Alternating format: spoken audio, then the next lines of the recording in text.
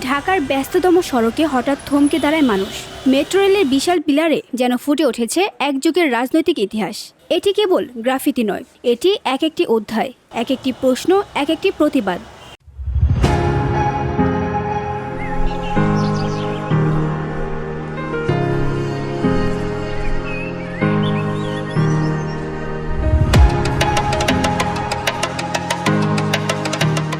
বাজার থেকে ফার্মগেট, জ্যামের ভিড়ে দাঁড়িয়ে থাকা পিলারগুলো এখন শাসনামলের স্মৃতিস্তম্ভ।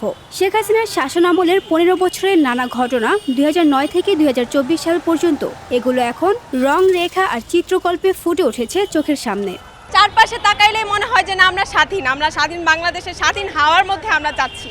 তো এইটা দেখলে অনেক প্রাউড ফিল হয় যে আমরা নিজেরাই এই বাংলাদেশটাকে আবার নতুন করে স্বাধীন করছি।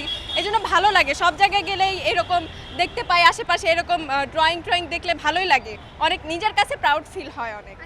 এই গ্রাফিতিগুলোতে আছে খালেদা জিয়ার কারাবরণ, শাপলা চত্বরের ইতিহাস, সীমান্তে ফেলানির লাশ ঝুলে থাকার দৃশ্য, পিলখানা হত্যাকাণ্ডের রক্তাক্ত অধ্যায়।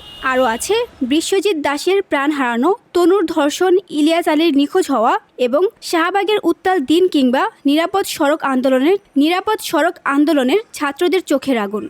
আমরা যে তরুণ প্রজন্ম এটা করেছি, পরবর্তী প্রজন্ম জানুক যে বাংলাদেশে একটি সমাবর্তন হয়েছিল, একটি আন্দোলন হয়েছিল। এই আন্দোলনের মাধ্যমে ফেসিবাদরা আমরা মুক্ত করতে পেরেছি।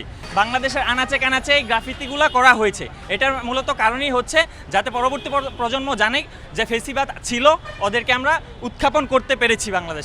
এই কাজের পেছনে আছে ঢাকা বিশ্ববিদ্যালয় ও জগন্নাথ বিশ্ববিদ্যালয়ের চারুকলার শিক্ষার্থীরা। গ্রাফিতির শিরোনাম ফিরে দেখা ফ্যাসিস্ট রেজিম। তাতে শুধু ঘটনা নয়, শাসন যাত্রার ছায়াও ধরা দিয়েছে। ঢাকার ব্যস্ত রাস্তায় দাঁড়িয়ে থাকা এই পিলারগুলো একসময় ছিল শুধু ইট পাথরের কাঠামো, কিন্তু এগুলো এখন হয়ে উঠেছে এক একটি জীবন্ত সাক্ষ্য, শেখ হাসিনার দীর্ঘ শাসনামলের আলো আঁধারির দলিল। এই গ্রাফিতি শুধু শিল্প নয়, এটি প্রশ্ন, এটি প্রতিবাদ, কখনো বা এটি ব্যথার বহিঃপ্রকাশ। আর সেই প্রশ্ন ছুঁয়ে যাচ্ছে পথচারীদের, শিক্ষার্থীদের, এমনকি সমাজের গভীরতম সত্তাকে। তানজু হাবিবা, ভিওডি বাংলা, ঢাকা।